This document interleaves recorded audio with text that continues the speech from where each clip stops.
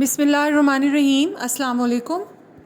حضرت ابو دجانہ رضی اللہ عنہ رضی اللہ عنہ بڑے بہادر، دلیر اور میدان جنگ میں اگلی صفوں میں لڑنے والے مجاہد تھے۔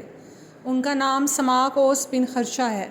غزوہ احد میں ان کی بہادری کے کارنامے اسلامی تاریخ کا حصہ ہیں۔ انہوں نے بدر و احد کے علاوہ نبی کریم صلی اللہ علیہ وآلہ وسلم کے ساتھ تمام جنگوں میں شرکت فرمائی۔ احد کے دن رسول اللہ صلی اللہ علیہ وآلہ وسلم نے فرمایا، اس تلوار کا حق کون ادا کرے گا؟ لوگ اس کے لیے آگے بڑھے، لیکن آپ نے انہیں تلوار نہیں دی۔ اتنے میں ابو دجانہ کھڑے ہوئے اور پوچھا کہ اس کا حق کیا ہے؟ رسول اللہ صلی اللہ علیہ وآلہ وسلم نے فرمایا، حق یہ ہے کہ اس سے دشمن کو اتنا مارو کہ یہ ٹیڑھی ہو جائے اور دشمن دم دبا کر بھاگ جائے۔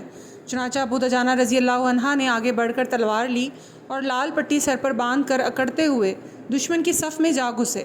رسول اللہ صلی اللہ علیہ وآلہ وسلم نے ان کی چال دیکھ کر فرمایا، یہ ایسی چال ہے جو اللہ تعالیٰ کو سخت ناپسند ہے، مگر اس مقام پر نہیں۔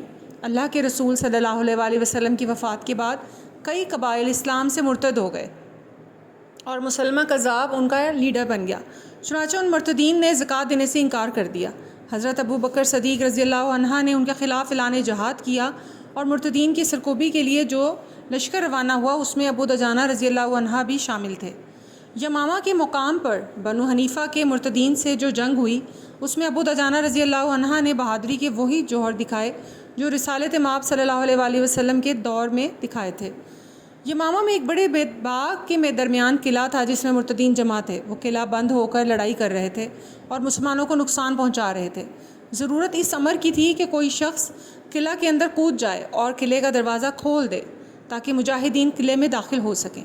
ابو دجانہ رضی اللہ عنہ نے اپنے ساتھیوں سے کہا، کسی طرح مجھے اٹھا کر قلعے کے اندر اتار دو تاکہ میں دروازہ کھول سکوں۔ ساتھیوں نے تعامل کیا، انہیں اکیلا دشمن کے نرغے میں چھوڑا جائے۔ ابو دجانہ رضی اللہ عنہ نے بڑے زور سے اپنے مطالبے کو دہرایا۔ جب ادھر سے انکار ہوا تو سخت ناراض ہوئے اور ساتھیوں کو مجبور کیا کہ انہیں لازماً قلعہ میں اتارا جائے۔ چنانچہ سپاہیوں نے ان کو اٹھا کر قلعے میں اتارا۔ جب انہوں نے دیوار سے چھلانگ لگائی تو ان کی ٹانگ ٹوٹ گئی، مگر ابو دجانہ رضی اللہ عنہ نے ٹانگ کی قطعاً کوئی پرواہ نہ کی اور اپنی تلوار اٹھائی اور مرتدین سے اکیلے ہی قلعے کے اندر لڑائی شروع کر دی۔ وہ لڑتے لڑتے دشمنوں کو دروازے کی طرف لے آئے اور اچانک دروازہ کھول دیا۔ ادھر مسلمان دروازہ کھلنے کے منتظر تھے، وہ طوفان کی طرح اندر داخل ہوئے۔ ادھر ابو دجانہ رضی اللہ عنہ اپنی ٹانگ کے درد کو چھپائے مسلسل لڑتے رہے۔